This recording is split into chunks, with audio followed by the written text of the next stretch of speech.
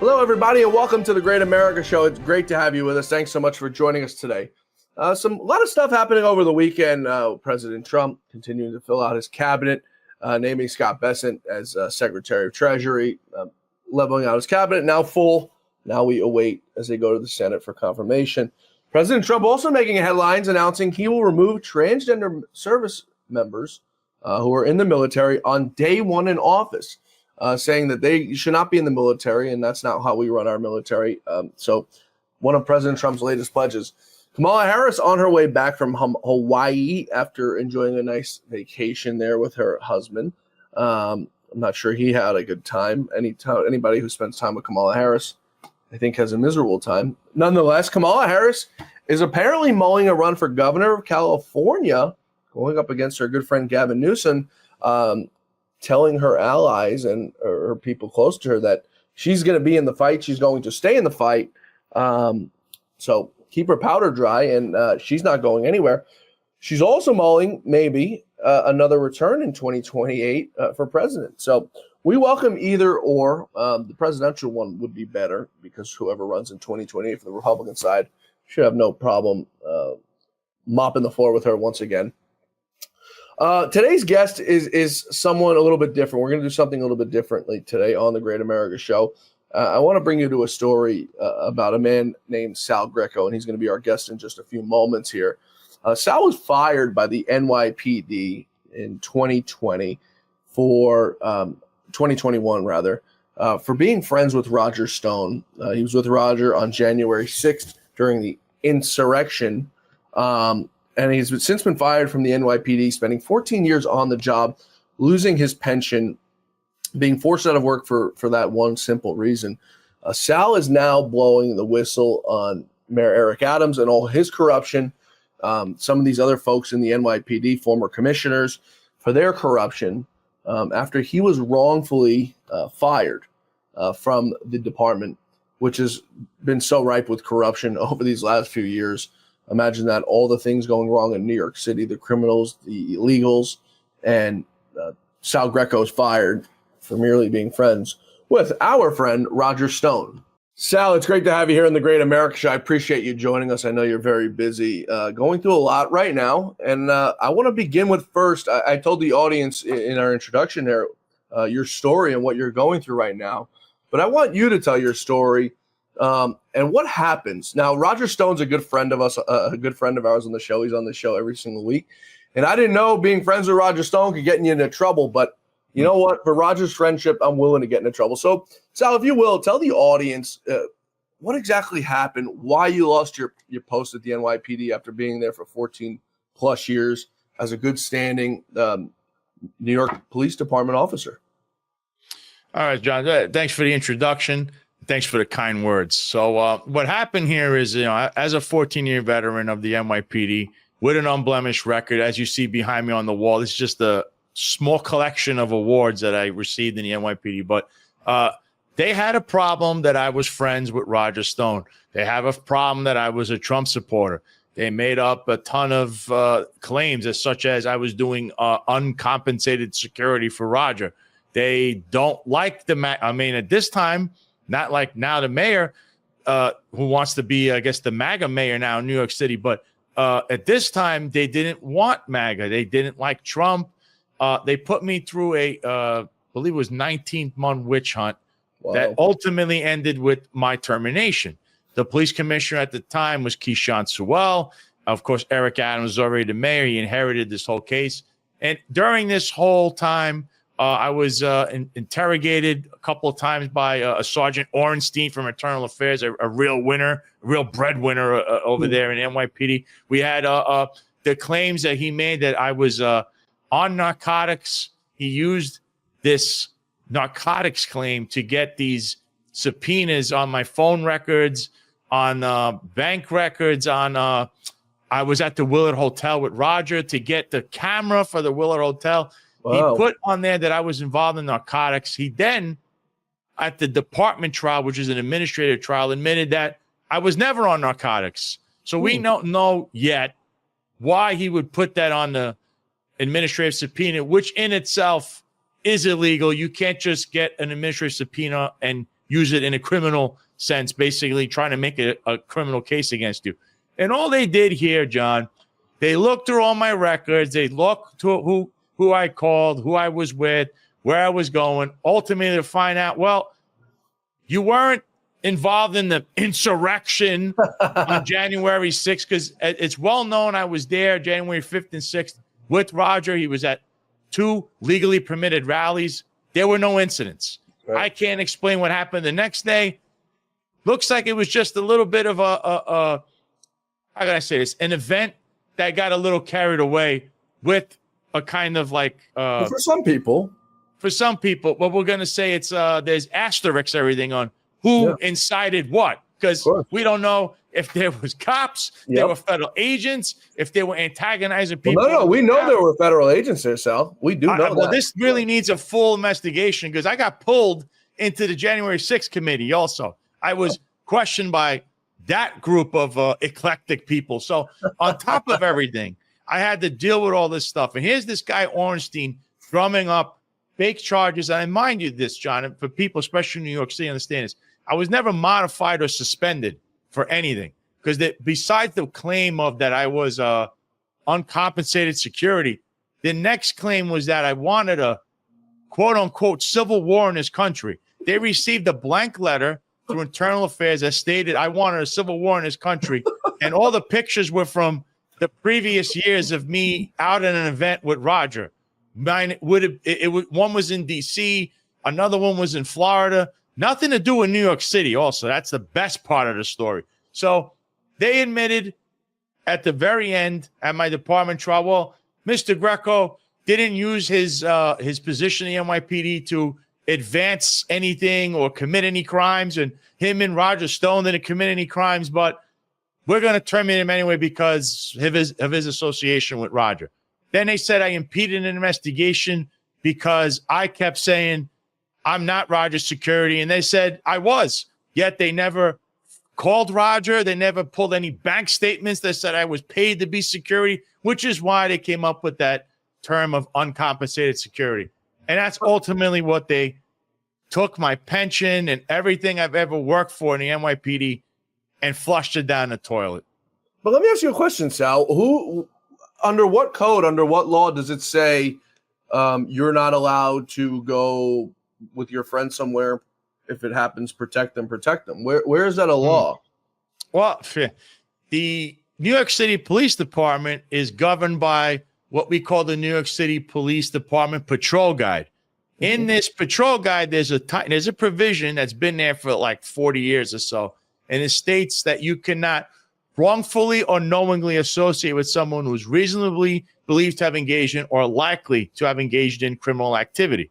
You can draw conclusions onto exactly what that means, but they are applying this rule to Roger Stone, saying I cannot associate with Roger Stone, or no police officer can. But on the flip side now, John, if I can't do that, well, we had rapper, known criminal Cardi B come to the police academy, which is what we will be questioning the police department on when these depositions happen. It was supposed to happen this week, but of course, their attorney got sick conveniently at the last minute. So we want to know how did that happen? So they have to answer for how Cardi B, who's a known criminal who has admitted to rapping songs about cops and wanting to kill cops and drugging people. Yeah. And she was in the police academy. She was walking around in a secure facility being escorted by on-duty cops. And while she was there, she's hobnobbing with the whole executive staff, one being at that time the chief of the police academy, which was Juanita Holmes. And we'll get back to her in a little bit. So first, they have to answer to how this was allowed, because you're letting a known criminal hobnob with cops, which is incredible. Incredible. Seems to be normal these days, though, Sal. And then we have the next thing, which is the main part of this. I'd say, well, it's the biggest hypocritical thing, and it definitely needs to be looked at. We came to find out that at the time, now he's the former police commissioner, Ed Caban. In my trial, he was the first deputy commissioner during my time. who is also in charge of discipline in the NYPD. The first deputy commissioner has to sign off on terminations or charges or whatever they're going to do with a police officer internally. So Ed Caban's brother, Richard Caban, now he has 4 other brothers. They were all in the police department. Now, who's Ed One Caban was again for the audience? That was the commissioner, right? He was the police commissioner's brother. He has 2 other brothers, a twin brother, James, who we'll speak about in a little bit, and the other brother, Richard. And there's one more. That brother was on the job, but he had to leave the job during a scandal. He had a scandal where he was sexually harassing a woman, and it was my attorney that actually represented her, and he had to leave. So they have a bad history of these guys in the police department, but they'll tell you how great they are. So Richard Caban, he owned this place in the Bronx, in the industrial section of Bronx. It was called Con Sofrito. What's big about this place is if you look up all the pictures, all the videos, some are no longer online because they're trying to wipe away their past, but it was the Hall of Felons.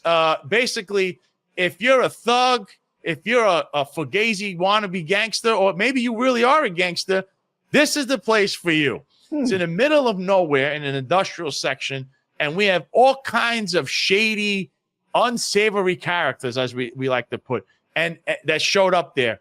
Some I could tell you off the top of my head. Peter Guns, a convicted felon. Fat Joe, a convicted felon. But the number one guy that comes to mind here is a guy by the name of Jimmy Rodriguez, or Jamie, Jaime, whatever we want to call his name. Who is Jimmy Rodriguez? He's actually in the cover of the Daily News, I believe, as his friend got killed yesterday. Jimmy Rodriguez is the former owner of a place called Jimmy's Bronx Cafe. If you remember this place from the 90s, he had guys like Fidel Castro come. He was friends with guys like Jose Serrano, David Ferrer, all these people, Ramon Martinez. All these guys used to come to his place. Major League Baseball banned the players from Major League Baseball to go to this place because he was the co-owner with Ruben Sierra, a slugger for the Yankees at the time. And this place, John, is known for shootings, stabbings, drug dealing. 14 people were arrested coming out of this place from the FBI. Now, who owned this place, Sal? Jimmy Rodriguez. And Jimmy Rodriguez, who is also pictured with Jay-Z, he knows Puff Daddy, he knows Jennifer Lopez. I mean, this guy's entrenched in that culture. Not only that, but he's very good with politicians. Like I said, Fidel Castro, David Ferrer, this guy Martinez, or he was another guy back in the day who think he was going to be the mayor. He knows Bill and Hillary Clinton. In fact, when Hillary Clinton was running for the Senate the first time, she announced her run for the Senate in front of this guy's laundromat. And how do we know that? Jimmy's Bronx Cafe went out of business, much like everything this guy touches. And when it went out of business, they had a sign that says, go to this laundromat to get your bills paid, the unpaid bills. It's the same laundromat where Hillary Clinton announced her run for the Senate in New York State, which is unbelievable how they know this guy. So, but he had another incident in 1991. So hold on real quick. So for the audience, what is Jimmy's relationship now to the police commissioner's brother of New York City? He is the quote unquote manager of Con Sofrito, but for all intents and purposes, he's the real owner. There are all kinds of accusations and also filings with the state liquor authority that he was availing because he can't have a liquor license himself because of the history of him.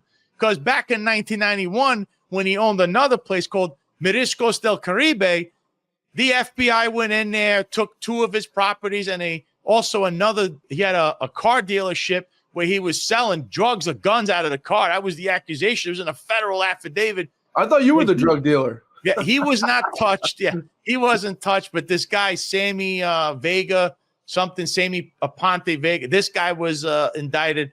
But somehow this guy brought his crew to sell drugs out of his place. And conveniently, he wasn't ever charged for this. So this guy's history, he's a self-admitted criminal and he's a mob associate. Sit Down News, this podcaster, this guy, John Anisi, went into a whole rant about how Jimmy Rodriguez is a mob associate that tried to set up a hit on him at his other place called Don Coquille. This guy, I'm telling you, he's owned I know Don Coquille very well. He was the one. Jimmy Rodriguez, the owner. Oh my goodness. Yeah. So this place now, number one, when it was Con Sofrito, it originally was called Acre Cafe. It was owned. Jimmy Rodriguez, yet again, would be the manager, and the place was owned by some Albanian guy and him, but not him on paper. The liquor license was under this Albanian guy. What happened is there was an incident in late 2021. We have a letter I have that was legally obtained. It's coming from the State Liquor Authority and the New York City Police Department, and they're contacting someone in the Vice Human Trafficking Unit because there was accusations and allegations of human trafficking to the New York City Police Department. We don't know what happened with that because the trail runs cold. Also, in this place, the Albanian owner who he sold his half apparently to Richard Caban, who became the owner in 2021. Also, this guy was picked up for human trafficking a year later in 2022 by the feds for trafficking people in and out of Canada back to the United States. It's a wild story, and it's all documented too. That's a hell of a web, Sal. So here's the police department, right? So we have the former Police Commissioner de Marche, the aforementioned Keyshawn Sewell, who was in my case, Eddie Caban, who's a lifelong friend of this guy, who's also police commissioner. We have Eric Adams. We have numerous NYPD executives. I lost count. Many fraternal organizations, all hanging out at Con Sofrito. Oh, and the assistant chief, the chief I mentioned, Juanita Holmes, who's also allowing Cardi B at the police camp. She's with Jimmy. She's dancing with Jimmy the whole 9 yards. Everybody knows Jimmy, apparently, is pictured and hanging out at this place, which now we're going to get to. We don't even know how that investigation went with Con Sofrito. So they have the buildings department shows up. You're saying at Con Sofrito? Yeah. So real quickly, I guess it's safe to assume that with all these folks there, it was a place that you can go where it wasn't wired up, right? No, well, that's it. Yeah, it's one of those places, it's like one of those places from back in the day. You go, hey, I'm safe here. So now, is it still open?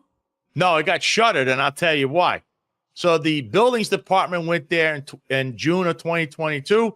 They have a shed. So the shed is like 50 by 100 feet, but it's where they have their parties.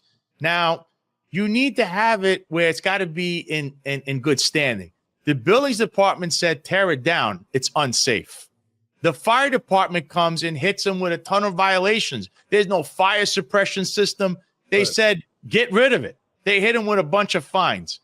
We find out that the Board of Health found rat droppings and mice droppings in the food. They still got an A rating, amazingly. Out of all of this, not only did the shed stay up, the party went on. And who did we have show up there? They gave the liquor license to Richard Caban and renewed it in June of 2022 under his name. So they had no problems with all of this, apparently, State Liquor Authority. And the people that show up there, the whole Bronx Democratic Party, the majority of those guys were there. Eric Adams was always there. Carl Hasty, the assembly speaker, was there. The lieutenant governor, Delgado, he's there. Number one person that should be under scrutiny and should be questioned immediately for this, Attorney General Letitia James. She's always there. Pictured with Jimmy. She was there for multiple parties. There's fundraisers. John, we don't even know. Look at these people's records. If you go back and you look online, and I can show you certain politicians like Corrine Reyes, the Bronx District Attorney, Darcel Clark, they have fundraisers there, and on their campaign finance record, there's no record of this anywhere. Sal, I've worked in campaigns a long time. That's like the greatest way to funnel money to your friends. You hold campaign events there, you overpay, and then the money comes back through the side door. Now, I've never seen it personally, but I've heard a lot of stories about that happening.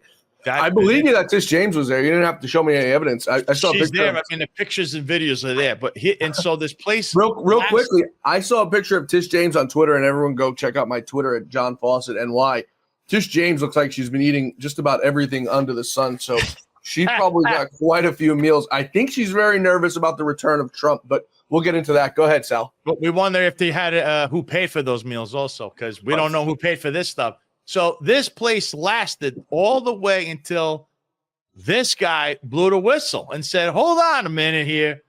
What the hell is going on in this place? Eric Adams, one time when the city was underwater, he went out to party there.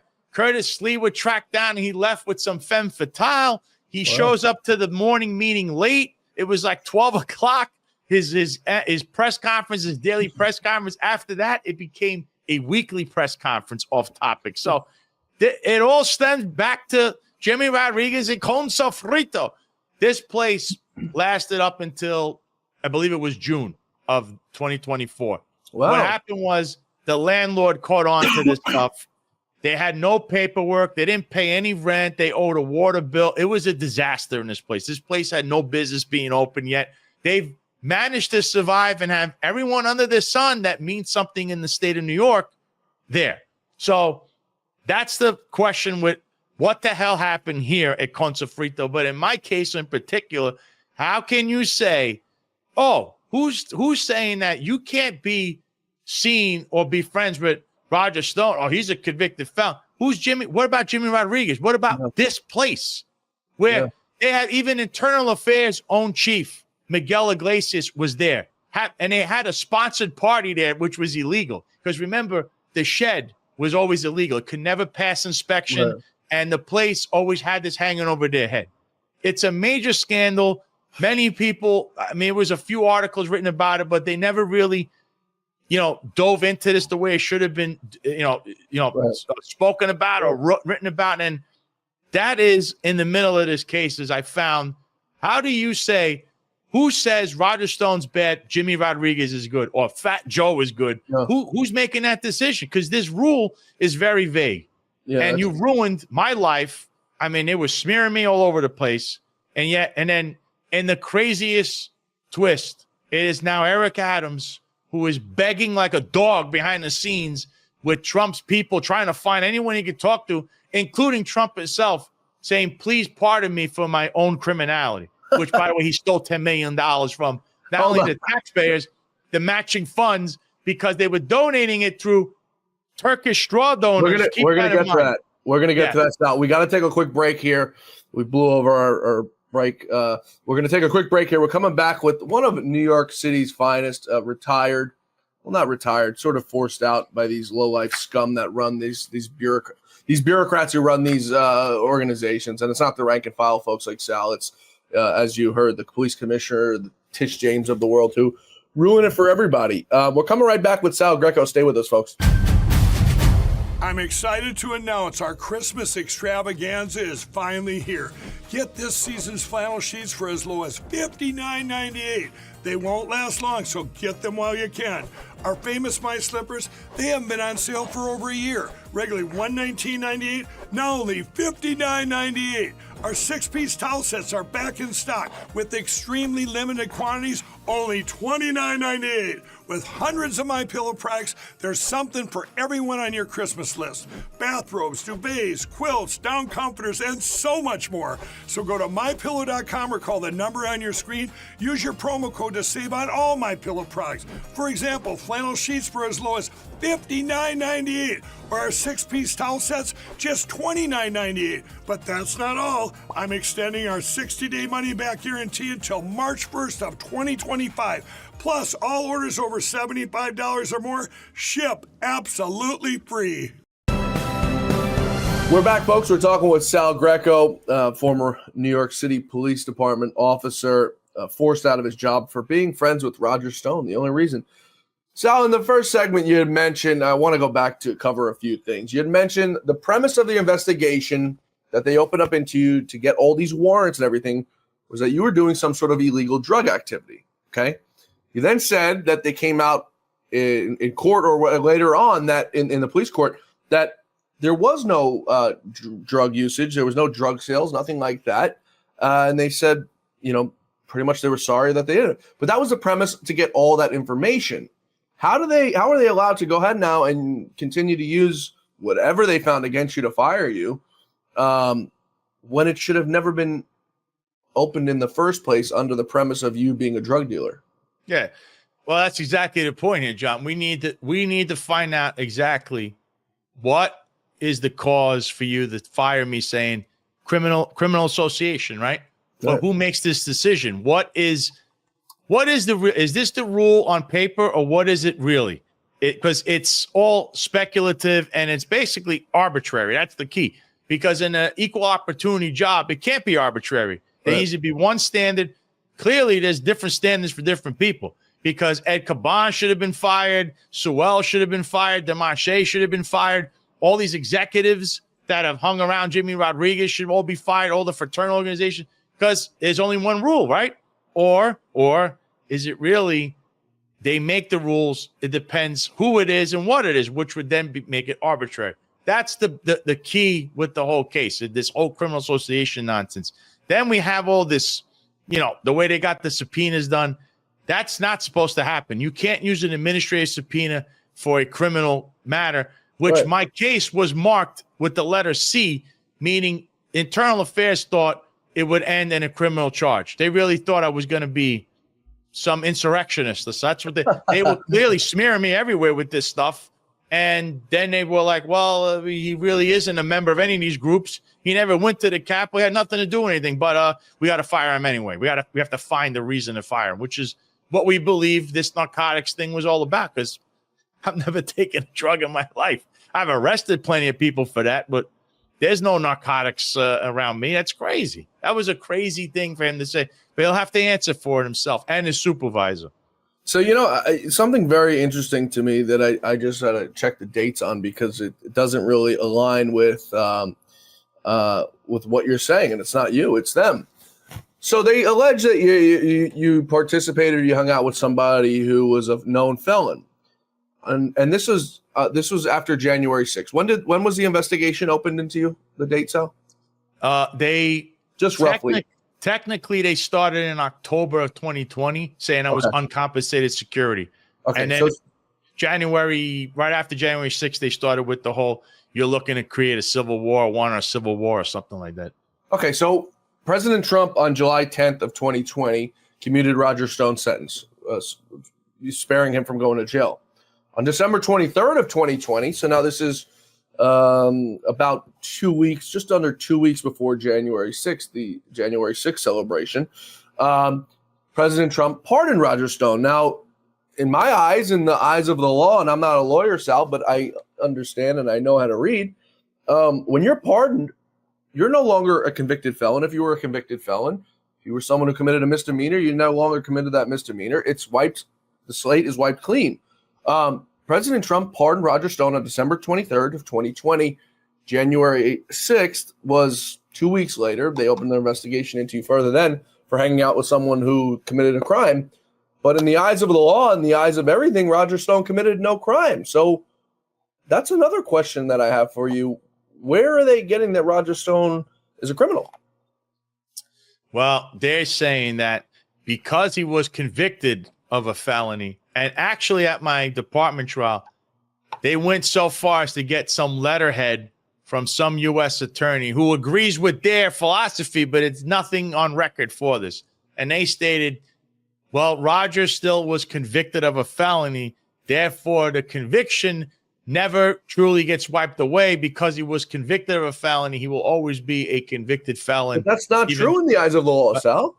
That's the U.S. attorney, the one that they were cherry picking at the time. That's what he wrote.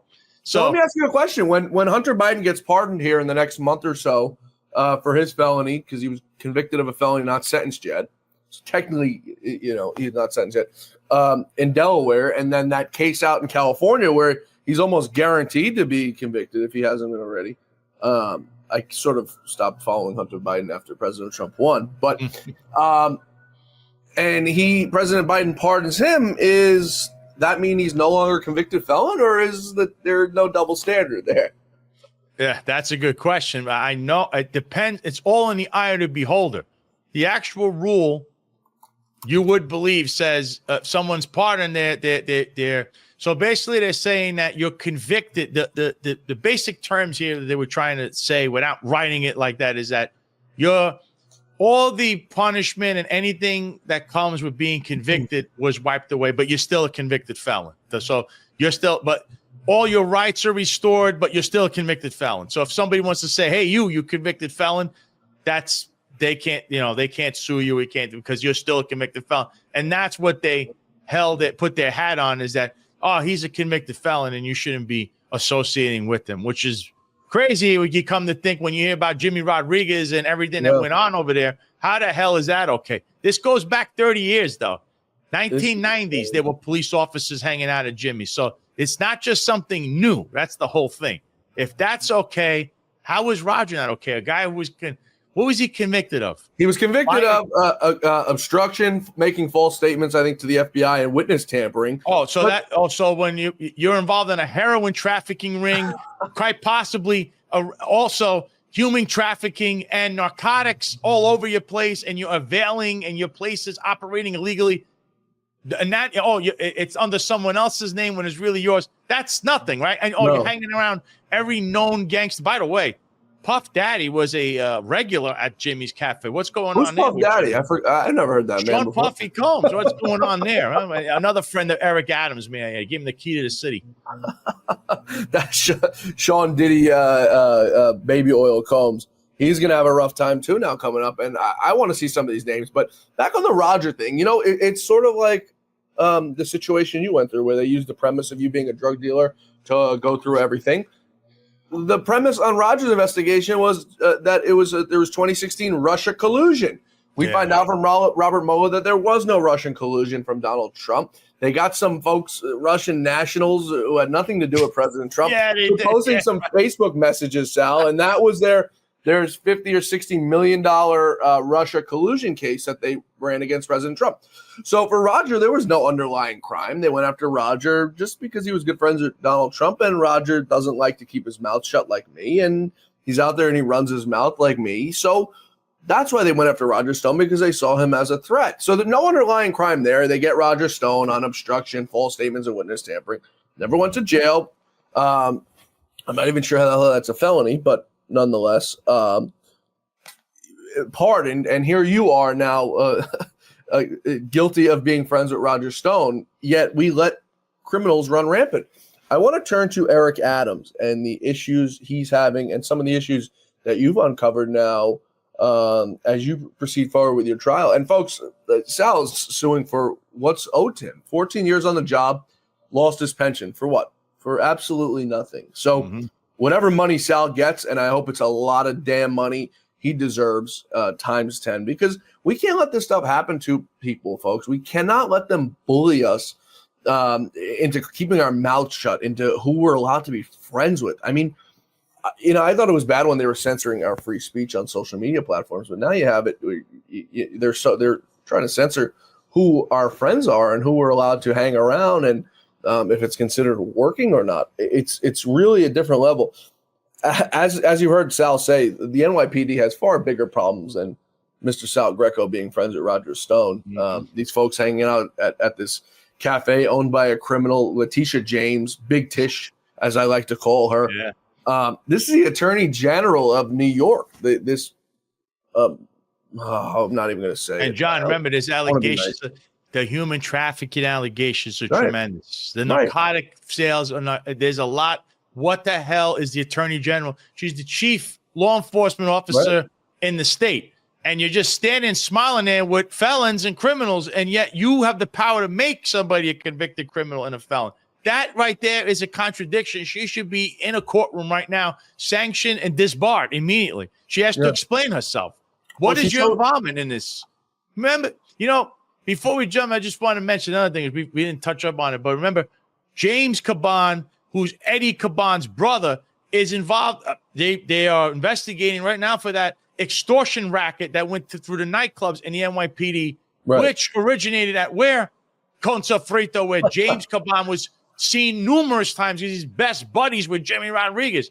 And the other guy involved in this, which was the mayor's nightlife office, Jeff Garcia, another former NYPD cop, another guy who's hanging around Jimmy Rodriguez pictured there. You can't make it up. Everything lines up back to this guy. I don't know why. I don't know how it is, but he's one of those guys that's in the middle of everything somehow. but you go, it can't be. This guy's involved in all these dirty crimes, but he's there. He's always there. Yeah, I mean, I think that's what it comes down to, Sal. When you have an attorney general who'd rather go after President Trump in a civil capacity, we'll talk about first, in a civil capacity for paying off his mortgages ahead of time and ahead of schedule, hitting them with a ridiculous fine for saying they overvalued their buildings. I mean, that's a whole different story. But nonetheless, I mean, her going after President Trump civilly first, and then, of course, securing that New York case, Alvin Bragg, which Alvin Bragg, I think, truly did not want to bring that case against Trump. I thought that he looked at it and maybe wanted to run for higher office one day and realized that it was a total bullshit case and probably will hurt him down the road, as he now is a challenger and looks to be New York. This election, Sal, went, I think, over 1 million votes to the right, Republican. So if there's a time, I know you're not in New York anymore, and Sal's a fellow Staten Islander like me. Sucks to not have you here anymore, Sal, but you're in the free state of Florida now, luckily.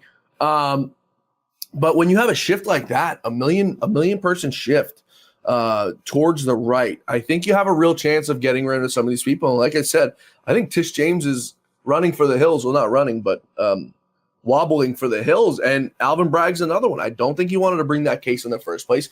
He got strong-armed by Tish James. Now he finds himself in a little bit of a pickle because he's got this case now that's going to be overturned one way or another. He's running for re-election. He's going to want to run for higher office. President Trump's coming back in, and I hope to high heavens that he runs a retribution tour. People go crazy when you say the R word, retribution. Sal, I want there to be retribution at the highest level. And I say this all the time on the show. I don't want the Republicans to break the law. I don't want them to recreate the law. I want them to follow the law. Following the law is opening an investigation into these people who spent millions of dollars into an investigation into President Trump, a civil investigation for bills that he paid.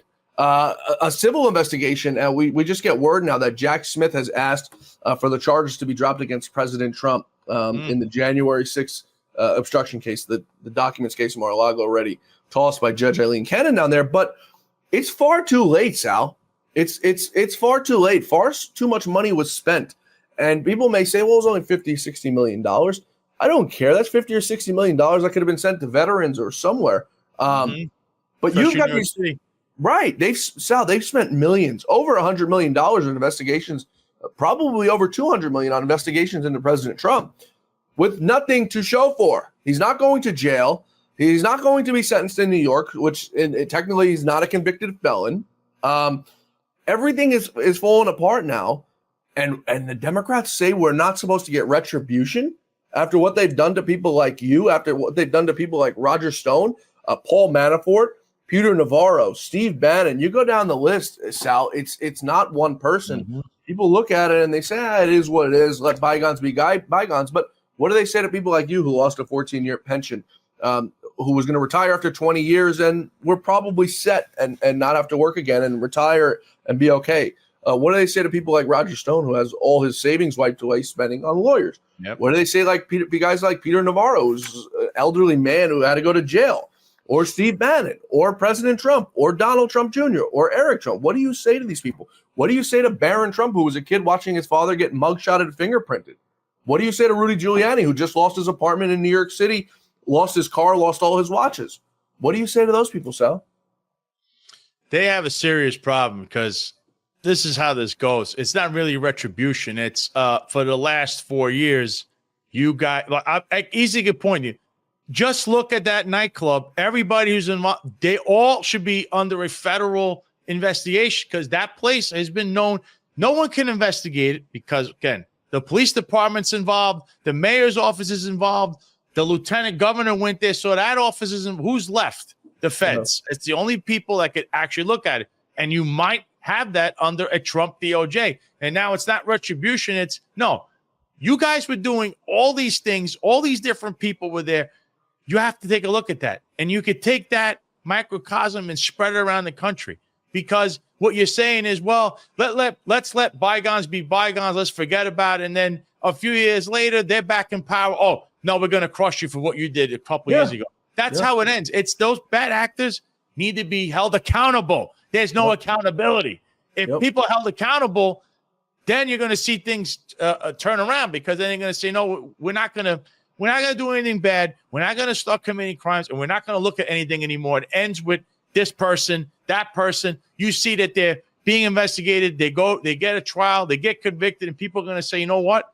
There is law and order finally, because that whole chapter the only way it gets put to bed is when there's accountability. Yep. If you just say, let's just forget about it, they'll come back around, because the snake never dies. If you never cut the head off of the snake, we're saying it politically. If you don't cut the head of the snake off politically, it'll come back around and bite you. That's just the way it is. So the order ended. We're going to end it by holding them accountable. And wherever that road leads, it leads. So sorry, Tish James. We know what you've been doing. We know about your chief of staff and what happened there. You had looks like a sexual assault that took place in your office that you covered up. These are things that need to come out and need to be questioned, need to be looked at. Because if you're looking at this guy for having a property, you're trying to value it at $18 million when it's clearly close to $1 billion or more. If you're going to say that, then Letitia James, you need to be looked at for what you did. And by the way, those criminal associations are going to end up having a lot of criminality attached to it. Unlike mine, where you had no criminality. So what was the real problem here? I didn't run anyone's name in a computer system, right? I didn't do anything criminal, and neither did Roger. So what is the point of we have to destroy this guy for what? What was that all about? And I hate to say this, John, but people that now, isn't it convenient, right? Eric Adams, the guy that fires me and said that he was going to have a special place and have Rikers Island open in case Trump was going to be convicted and then remanded by the judge and sent there, right? Now he wants to act like that never happened. His whole administration was never corrupt. All these people running around doing all kinds of corrupt things, and he's Mr. MAGA now. You know what? I want to take up Eric Adams and go a little bit deeper into him. We got to take one more quick commercial break here. We're coming right back with former New York City police officer Sal Greco, who was terminated for being friends with our friend Roger Stone. He should wear that as a badge of honor. We're coming right back with Sal. Stay with us. Because of your overwhelming support, our $14.88 MyPillow has been one of the biggest sales in MyPillow history. I couldn't think of a better way to say thank you than to extend our wholesale pricing through Christmas. Get a classic standard MyPillow for only $14.88. Upgrade to a queen size, just $18.88. King size, only $1 more. Get my body pillows for only $29.88. And ready? Multi-use MyPillows, only $9.88. It's perfect time to stock up for Christmas gifts for everyone on your list. Go to MyPillow.com or call the number on your screen. Use your promo code to take advantage of our wholesale pricing, including my classic standard MyPillows, only $14.88. But that's not all. I'm so confident you're going to love our classic MyPillows that I'm going to extend my 60-day money-back guarantee until March 1st, 2025. Plus, orders over $75 ship absolutely free. Folks, we're back. We're talking with Sal Greco, and he's the host of the Sal Greco Show. You can catch him on Rumble, Spotify, YouTube, wherever you guys get your podcast. We recommend it to you highly. Get your weekly dose of Sal. Sal, I want to turn to this new police commissioner. We'll start with that before we get into Eric Adams. Jessica Tisch. This is now, what is this, the third or the fourth police commissioner now we've seen? Fourth police commissioner in what, the last 6 months? It's the fourth police commissioner inside of 3 years. It's not even the fourth year of his term started yet. What's going on? Why can't they find someone that's a straight shooter to run this department? And who's this new girl, Jessica Tisch? Will she be any different? Or will they have her resigning in 2 weeks? Well, she's Jessica Tisch used to be in the technological bureau. She was a deputy commissioner there. Her parents, as you know, are very wealthy. They're big liberal Democrat donors, very big donors to Eric Adams in particular. Her father being one of the owners of the New York Giants. I don't know if Eric that's who that is. Yeah, I don't know if Eric has his own VIP box over there at MetLife Stadium, because we all know he really doesn't live in New York. He lives in New Jersey. So I don't know what's going on there. But Jessica Tisch, she was in the police department for 12 years. And when Eric was elected, she left this technology bureau to go to be the head of the sanitation department, which if you look in the streets of New York, she's the head of sanitation. Just take a look around you and tell me if you think she's doing a good job with that. So Eric, who's on his 4th police commissioner now in 3 years, which is a record. No New York City mayor has ever had to appoint 4 police commissioners, let alone in one term. Not even the 4 years are done yet. He's had 4 police commissioners in 3 years. So she will now be the new police commissioner. What she already thinks is she could implement her own plan and her own people. You have to understand, Eric Adams. She's only going in there as what? A figurehead, somebody that could push this technology, this whole drone program, all this stuff that Eric wants to push forward with his police department. The boys or the goons are running the show. That's Jeffrey Madry, who's the chief of department. John Schell, who I know this guy. If he wants a job on Newsmax, please let us know. We'll call Chris Ruddy personally for you. He's the chief of patrol. Kaz Dawdry, the deputy commissioner of operations, a.k.a. the man-child. And then we have Tariq Shepard, who was the chief of staff to the other police commissioner until they had a fight, and he should have been fired for putting his hands on the police commissioner. He's now going back to being the deputy commissioner of public information. Those 4 guys we just mentioned run the police department. I don't know which one in particular could be, one guy runs this, one guy runs that. But when Eric Adams came in, he had his other 2 goons that are under federal investigation. Philip Banks, he was the deputy commissioner of public safety, who was the former chief of department, and Tim Pearson, a former NYPD inspector, totally rogue guy. I mean, this guy is probably the worst of the worst out of the whole crew around Eric. They were running the police department. Them 2, Eric, and whatever figurehead he was throwing out there would run whatever, say whatever they want. That's who's really running the police department. Jessica Tisch is about to find out what Tom Donlin knew. Eddie Caban didn't count because they were all coming to his brother's restaurant, or if he had a piece of it, Concha Frito. And then he had Keyshawn Sewell, who left, and we don't really know why she left, but she was kind of hinting at the fact that, women don't have a say in the Eric Adams administration and stuff, because it's true. It's Eric's boys that have a say. So This politically makes sense. She's very big in the Jewish community. Eric is trying to butter up to the Jewish community because that's how you either A, get out of trouble here in New York City, or B, get reelected. On top of it, she's very well connected. Politically, it makes sense.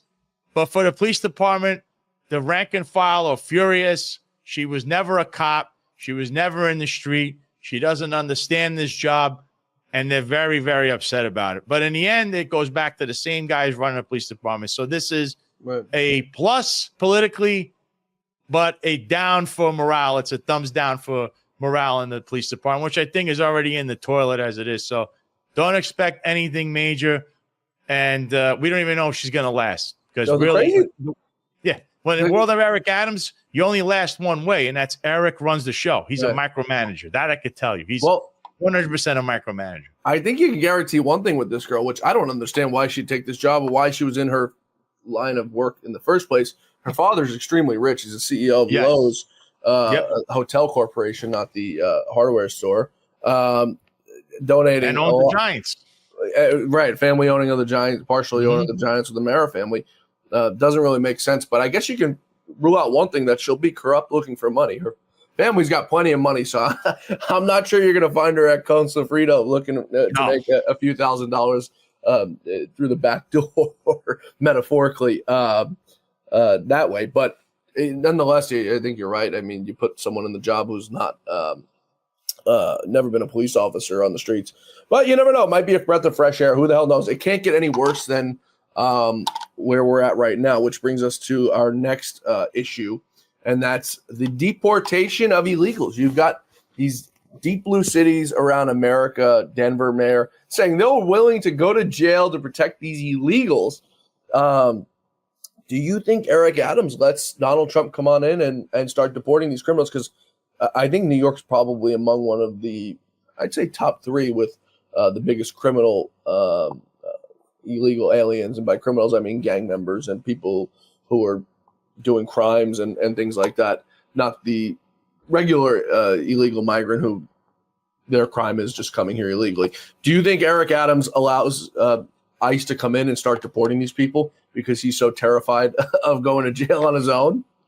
Well, the simplest solution here would be for his New York City Police Department to once again cooperate with ICE, meaning if there's ICE detainer warrants, you notify ICE. He says they can't do it. Yes, they can. It's just an internal order from the mayor. As far as cooperating as a city, that is a law that, once again, he could put an executive order. He could challenge it, but he doesn't have enough skin in the game. The guy is just the guy who cares about himself and his people. That is who he is. No matter what he's trying to say today, that's who he is. So in theory, you'd say yes, but the city council and those progressive Democrats that are there who will challenge Trump at every corner will probably not allow it. They will fight you in court. Could the government do what they want? Essentially, Tom Homan, right? He's the head of the ICE. He was a former cop. I believe he's the right guy for the job. He knows the law, so they can show up to the courthouse. They can go to the central booking to see what's going on there. But in terms of cooperation, New York City as a whole will fight you tooth and nail and will not cooperate with the federal government when it comes to that. So I see him making a double stance like he always does, where he'll say yes and no at the same time. Eric's not neither. He's never for or against any topic. If you've ever noticed, that's how Eric Adams is. Yeah, I'm gonna put my money on the side of Tom Homan.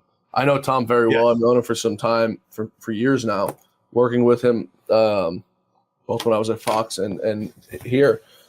I know him to be a no bullshit kind of guy, and Tom's got a big heart. But at the end of the day, he's all about doing the job, and it doesn't matter how he gets it done. He knows the law. He's going to follow. He's going to do the law. That's what he's going to do. He's a former cop himself. But a real cop, unlike Eric Adams. Just throw that out there. He knows the law, unlike Eric Adams. I want to wrap up with it. It's been a fascinating conversation today, Sal, and I hope you'll come back soon and give us an update on what's going on in your case. But I want to wrap up with Manhattan's top federal prosecutor, Damian Williams. We find out today will be resigning in 2 weeks to make room for whoever the placement is in the Southern District of New York.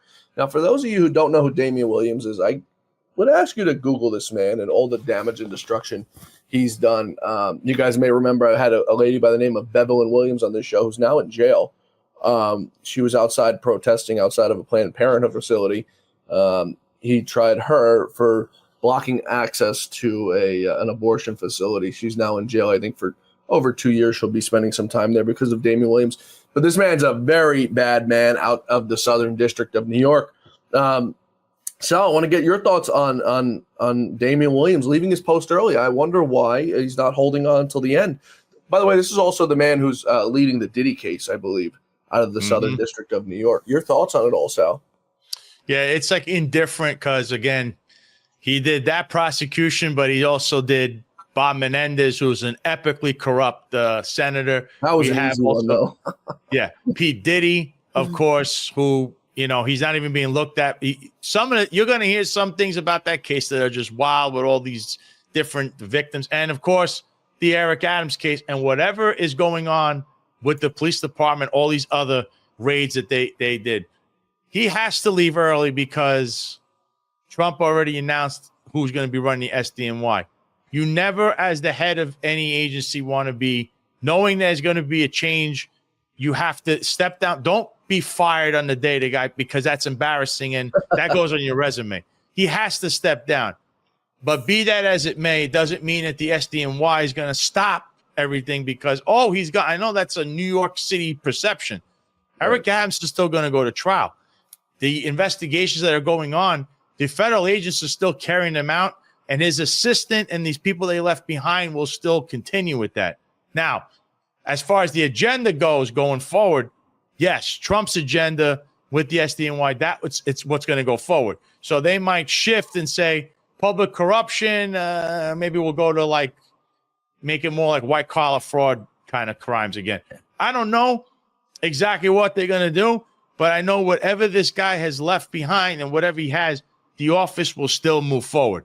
Right. As far as who Trump's put in, I want to see who he puts in as a second, as his deputy, all these. That's what really matters because those are the guys that really run the office. So Damian Williams, I don't know. You could say he did a good job. He did a bad job. Depends on how you look at it, because I don't know another Democrat that would have chased down Eric Adams or Puff Daddy. These guys are like entrenched in that party, and Menendez.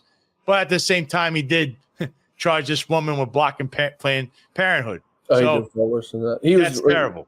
He gave the Trump family a hard time too. He was a henchman of Tish James. The cases you mentioned, I mean, it would take a horrible person worse than Damian Williams to not bring charges against someone like P. Diddy, pending all the things we find out now are true, which it seems there's overwhelming evidence, considering the man is offering like $20 million collateral to be let out on bail and offering to stay on house arrest with armed guards, and they still won't let him out. So yeah, that's true.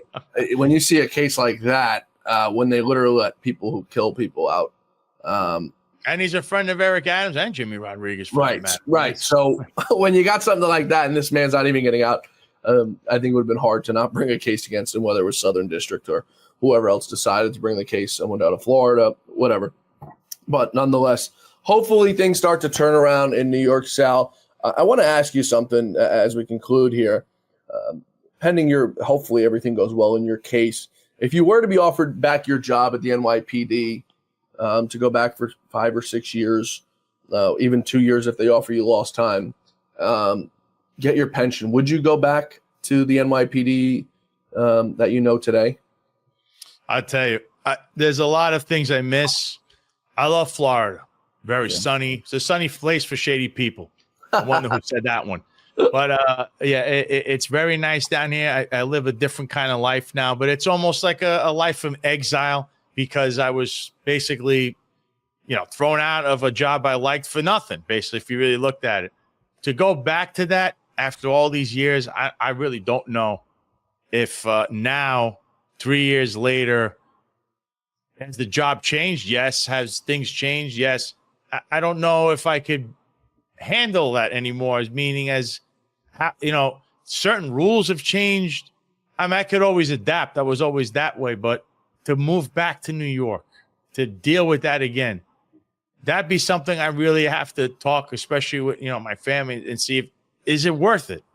Is it worth it to go back into the frying pan, which is, it's really a lot worse. I was there. I remember when the encampment of homeless people and drug addicts, they were just starting, because what happened in New York City started shifting over to Los Angeles and vice versa. Right. Now it's all over the place. I know Eric says, oh, we have the homeless shelter. No. They literally combined all the illegals, the illegal immigrants that came, all the undocumented, and the homeless, and put them together, the schizophrenic people, and they're all running around creating chaos. Meanwhile, the military veterans that just need care are being completely neglected. So that's New York City in a nutshell. Do you really think I would want to subject myself to try? I don't know, because it's the rules have changed. District attorneys have changed. So they're probably not going to like me, a guy that's attacking them for their own corruption and their own stances on their crazy stances on crime. So I don't know. That would be something I'd have to really think hard and long about. But is it really worth it is the question. I think people out there can understand that one. Yeah, I think you're right. Sal Greco is the host of the Sal Greco Show. You can find him there. Sal, what's your website where people can follow you on, or in your Twitter as well, or social media? Sure. So on Twitter and Instagram, it's at the Sal Greco. On Truth Social, it's at Head of the Table. Of course, you're going to say, why is that? People say I look like Roman Reigns, the wrestler. He's the head of the table. He has a whole gimmick, the tribal chief. So that's why we picked that one. And on YouTube and Rumble, like John said, it's at the Sal Greco Show. My website, salgreco.com. You can catch the episodes I posted on it. You can see some of the other media that I've been on. And also, if you click the button, the Get in the Fight button, that'll lead you straight to the donation page, which is also on every episode I have on the bottom. If you feel inclined to try to help me out and try to build that show somehow, because it's very hard to run a show by yourself. I've learned that too. I mean, I went from being a cop to a podcast. I'm like, whoa. I mean, so there's a whole thing with that. It takes money to do everything, apparently. It's just not just putting on a uniform. So you go on there, get in the fight, click the Sal Greco Show button, see if you want to donate. Anything you could give will help out. And, I'm in it to win it. I'm here to expose things for the public. I think the public should know what really goes on behind the scenes, and also what, politically, like even in New York City, what's going on, because people, you can't just turn a blind eye, especially a lot of progressives like to do that, when really you got to look at yourselves in the mirror, because some of that problem is you. Yep. I mean, New York State reelected Carl Hasty to Assembly Speaker. This is the guy that was helping out with Concha Frito, having all these fundraisers. We don't know what happened with that. He's involved in all kinds of scams. How do you reelect that guy? Yeah. New York City, New York State, you have to do some soul searching and stop being low information voters. Yeah. No more of that. That's what they prey on, low information voters. That's the only way they stay in power.